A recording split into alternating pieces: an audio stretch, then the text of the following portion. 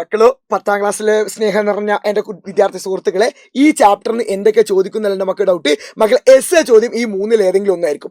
അതിൽ തന്നെ ഈ നോൺ കോപ്പറേഷൻ മൂവ്മെന്റ് എൻ്റെ മക്കൾ കൃത്യമായിട്ട് പഠിച്ചു വെച്ചാൽ നിങ്ങൾക്ക് ചോദിക്കും. 920 നാഗ്പൂർ സെക്ഷനിലാണ് എന്ത് നോൺ കോപ്പറേഷൻ മൂവ്മെന്റ് വരുന്നത്. മക്കളെ എന്ത് ചോദിച്ചോട്ടെ, നിങ്ങൾക്ക് എസ് എന്ത് ചോദിച്ചോട്ടെ, നിങ്ങൾ 4 കാര്യങ്ങൾ ഇതുണ്ട്. ബേസിക്, എന്താണ് റീസൺ, ഗാന്ധിയുടെ പ്രപ്പോസൽസ്, എന്താ റിസൾട്ട്. അതിൽ ഗാന്ധിജിയുടെ പ്രപ്പോസൽ നോൺ കോപ്പറേഷൻ നന്നായിട്ട് പഠിച്ചു വെച്ചോ. ആ പോയിന്റ്സ് ഇതാ.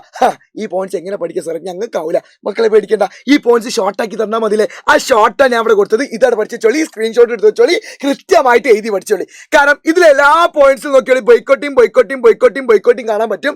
ആ ബോയ്ക്കോട്ട് ഞാൻ പുറത്തെടുത്ത് കൃത്യമായിട്ട് മാറ്റി. കണ്ടല്ലോ, student shall boycotting British runs school, advocate shall boycotting British courts, public shall boycott foreign goods.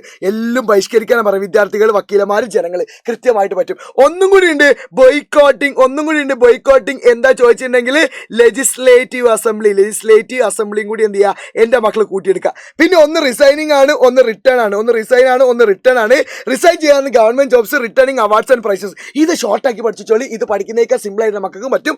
ഇതേപോലെ ഷോർട്ടുകളായിട്ട് ഞാൻ വരുന്നതാണ്. ഇപ്പൊ കുറച്ച് തിരക്കുണ്ട്, പിന്നെ വരാം. ബൈ.